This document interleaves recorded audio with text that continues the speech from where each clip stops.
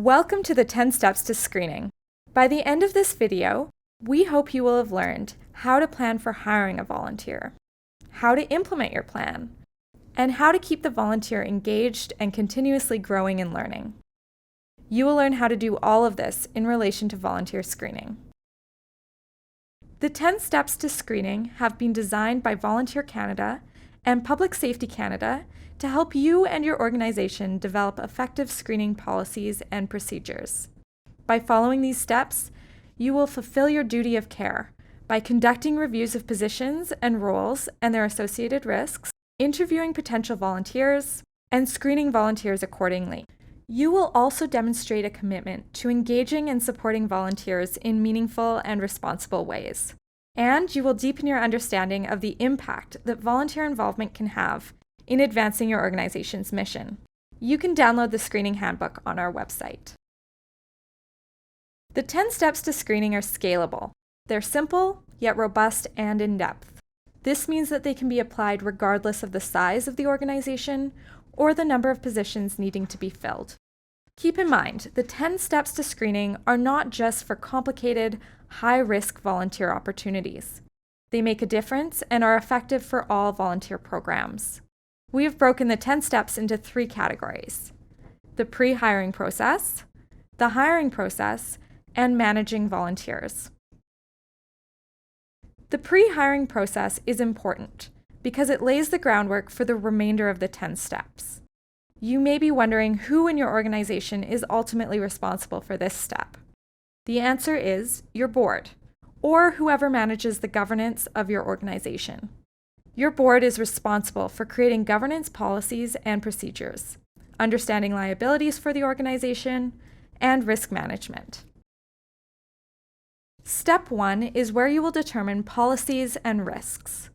By identifying potential risks to participants and your organization, and setting standard policies for your organization, you will be able to engage in proactive risk management. Some of the things you will need to consider are: will the volunteer be working in a position of trust and authority? Are they working directly with clients? Are they working in an office position? Will they have access to vulnerable people? And will they require a police information check or a vulnerable sector check? Discuss and understand the risks of your organization and participants, so you can set policies to ensure the safety of your organization, your staff and board, your clients, and your volunteers. In step 2, you write clear volunteer position descriptions. For instance, sports organizations would ideally like to hire coaches that understand and are able to teach the fundamental skills of a sport to the appropriate age group. Check out our templates in the sidebar for examples of what may be included in a position description. This step is your opportunity to clarify roles and responsibilities and determine the behavioral standards for the volunteers you wish to engage. Have an idea of the position. What are the tasks associated with the position? Do they advance your mission?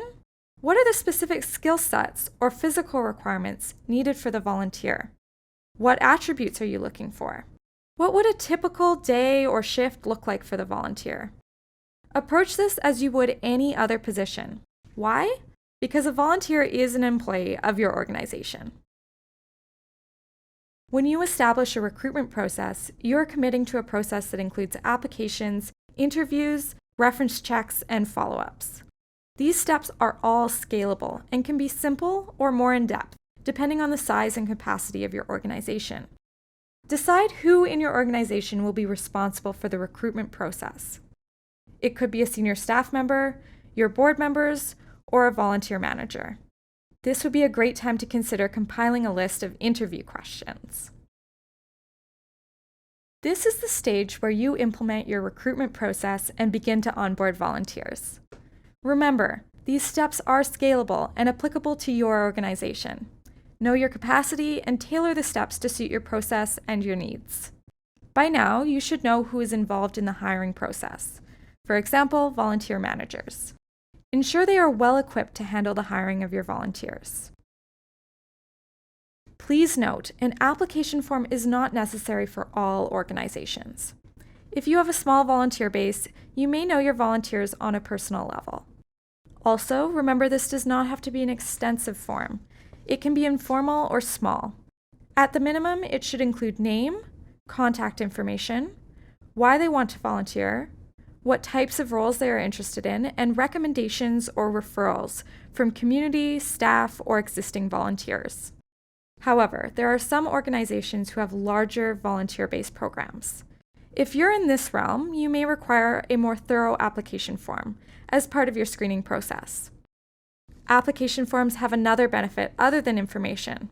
They also help your organization to keep track of your current and potential volunteers. Some questions you may want to include on your application form are included in our Window of Work tool that you can download from our sidebar. Conduct an interview. Get to know your volunteers.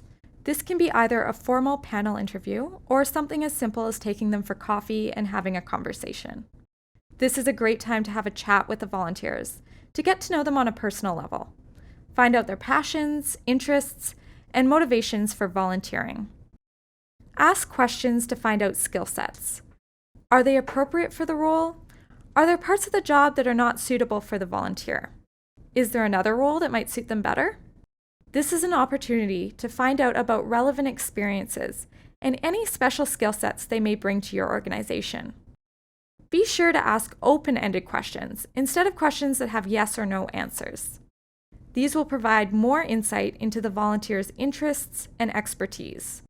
For example, tell me about a time you were involved in a risky situation. What was the situation and how did you handle it? Keep in mind, interviews can be formal or informal. That's up to you. Follow up with references. Remember, you will have to gain permission to contact any of their references. Know ahead of time what information you want to find out. For example, is time management a concern? Or maybe you want to know how well they work with children. Consider creating a template to help you ask consistent questions. Depending on your organization or the role, a reference check can be an informal or quick conversation with the person who referred the volunteer, such as the parents, a teacher, or maybe even other volunteers. Before we cover step 7 of the 10 steps, we want to explain the difference between a police information check and a vulnerable sector check. Police information checks, PICs, are part of some organizational screening practices. And because they are often considered the safest method to screening, there can be social pressures to use these types of checks in your screening process. A PIC doesn't always provide a clear and concrete view of the individual, though. They provide a glimpse into a snapshot of time. Because of this, these checks should never be used on their own. Consider using them with the rest of the 10 steps. Keep in mind, the information within a police information check is private. You have a responsibility to your volunteer and your organization to keep their information safe. When considering using police information checks in your process, ask yourself, is a police information check actually necessary? What will I do with the information once I have it? How long will I keep it? And how long do I need it? You can find our risk assessment matrix in the sidebar. Use it for more guidance. Disclosure guidelines may vary across Alberta and Canada, depending on jurisdictions and police detachments. The information you receive may range from traffic infractions with charges pending to convictions for crimes. A standalone PIC is typically a scan of local police records. This means that if the volunteer has not lived in your area for long, their information may not actually appear on the police information check. To get a comprehensive check, they may have to return to their previous community. So when do you get a police information check? If your volunteer is in a position of trust, but not solely responsible for the well-being of vulnerable people. For example, someone who is a special event volunteer at a children's festival and providing social media coverage. These volunteers are part of a team and may be perceived as having trust and authority as they are associated with the festival. However, these volunteers are not solely responsible for the children and have limited contact with minors. It is important to have a full understanding of the risks associated with your organization, including if there is a risk to the volunteer, before identifying if a police information check is needed. Vulnerable sector checks, VSCs, can be completed in addition to police information checks. They scan local and national police databases and will reveal if the applicant is a pardoned sex offender. Remember, you will need to have a plan for how you store and collect this sensitive information. If your organization has volunteers solely responsible for the well-being of a vulnerable person, you should consider a VSC as part of your screening process. But remember, merely being in contact with a vulnerable person is not enough to warrant a vulnerable sector check. Start by thinking about whether or not your volunteer position will cause the volunteer to be in a position of trust and authority. Here is an example of a volunteer who would need a VSC, a special event volunteer working in the Lost and Found tent at a children's festival. This person is providing childcare and watching the children on their own. They are the sole person responsible for the children's well-being, and they are in a position of trust and authority. Now you can consider your policies and procedures. These can help define the associated risks. By defining volunteer positions and policies, you can decide whether or not you need to include a VSC in your screening process. So both checks are valid, but which check you require depends on your volunteer positions. Make sure that you understand the differences between the checks, and ensure you know what you will be using the information for. Your local police services can also offer more information. When necessary, request the appropriate check. Based on your policies and rule descriptions, you should have a good understanding of what police check you require, a police information check or a vulnerable sector check. But remember, the police information check or vulnerable sector check is not always necessary. Usually, the more access a volunteer has to vulnerable people, the higher the degree of screening that is necessary.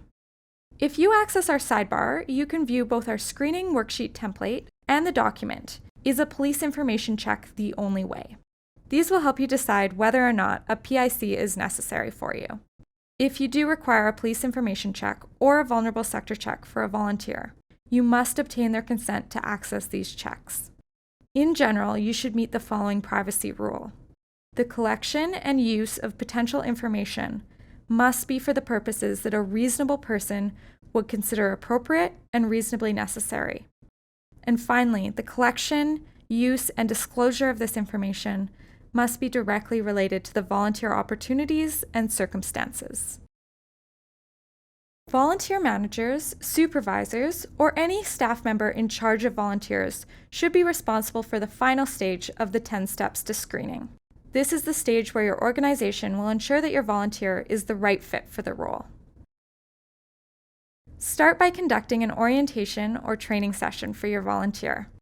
The orientation might include an introduction to the role, information on privacy, practices, and policies, a walkthrough about workplace safety, an introduction to the organization, or perhaps a tour of the facilities. These sessions will help volunteers understand their roles while increasing their capacity to meet your policies. This will help build confidence and encourage repeat engagement. Supervise and evaluate.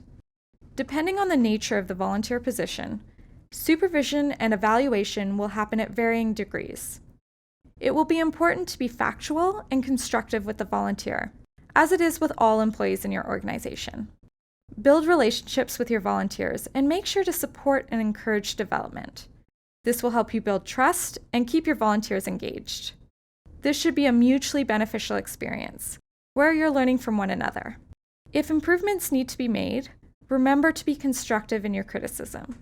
This is a learning process for everyone involved. This would also be a great opportunity to gather feedback from volunteers and staff. Find out how the screening and onboarding process is from both sides. Is there anything that can be changed or added? Now we move to follow-up and feedback. Listen to your participants and clients about the services they are being provided. Listen to your volunteers because they may have some great feedback for your organization. Listening also helps you with recruitment in the future. You might even receive a good quote you can use to attract new volunteers. And again, give the volunteers constructive feedback, how they are doing, or what could be done better. This is beneficial for everyone. The 10 steps are scalable. You don't have to be a large organization or have high-risk volunteer roles to follow the 10 steps to screening. The 10 steps can be as comprehensive as you need them to be and adapted for smaller organizations. Volunteer screening practices are unique to every organization and program, so scale the 10 steps to align with your organization in the best way. The following slides cover some of the adaptable approaches you could try. This involves the capacity of the staff, organization, and programs, as well as the budget and funding available to invest in volunteer engagement. Is the organization managed entirely by volunteers, or do you have full-time paid staff? Adapt the screening process for different volunteer positions. Consider the following. Is the position low risk, for instance, an office volunteer, or is it high risk, a coach or a Meals on Wheels driver? Is the position short-term or long-term?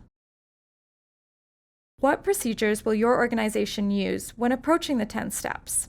Ask yourself, is a PIC or VSC required? Will you hold formal or informal interviews? Will your application form be simple or complex? What training will you provide? And how will you evaluate progress?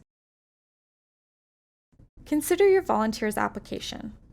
What is their level of familiarity with your organization? What qualifications or characteristics do they have? Do they have a reference or referral from another organization? We at Volunteer Alberta have spent a couple of years looking at volunteer recruitment practices through surveys, focus groups, meetings, and conversations. And we have found that 64% of our respondents say they have not heard of or are not using the 10 steps to screening. Even so, we decided to do a bit more digging.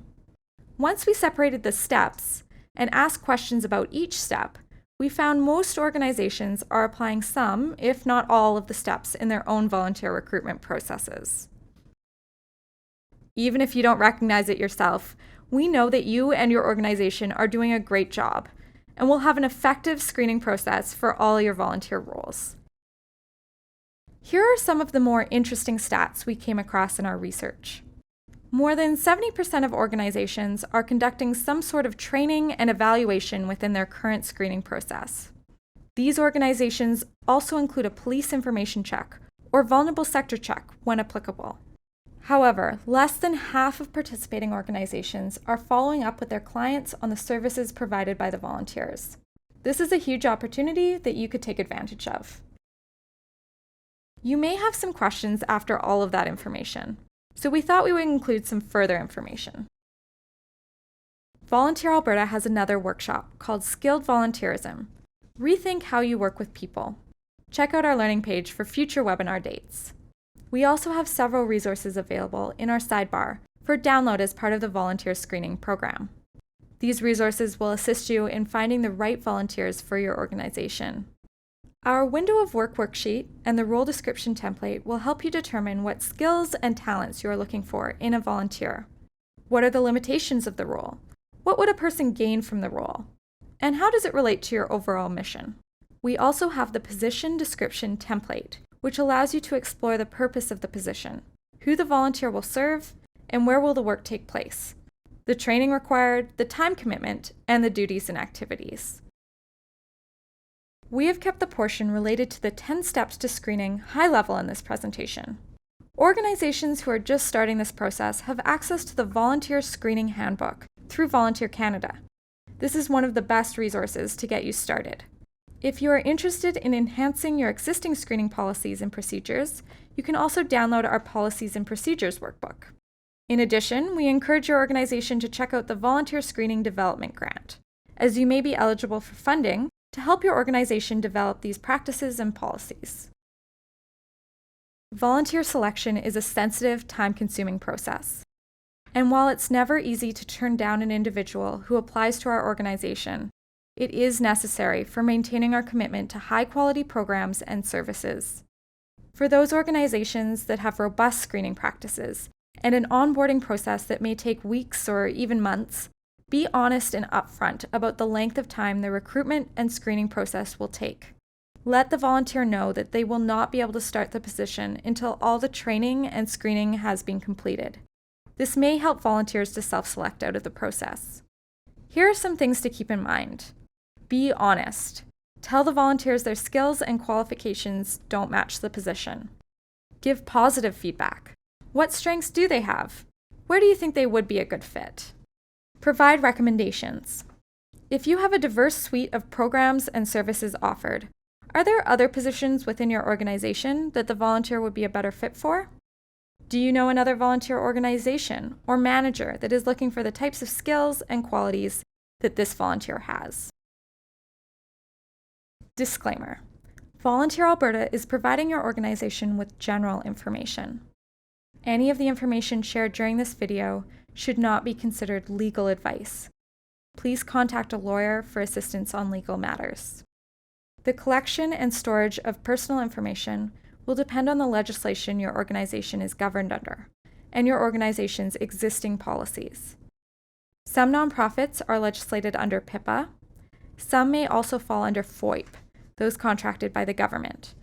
And health organizations are legislated under the Health Information Act. It is important to know which legislation and how this legislation impacts your organization. As nonprofits, we have the responsibility to protect our clients and volunteers. Part of this responsibility includes protecting their information and keeping it secure. We hope you found this information helpful. Thank you to the Government of Alberta for supporting Volunteer Alberta and the Volunteer Screening Program. Thanks for watching, and keep your eyes open for more learning opportunities from Volunteer Alberta.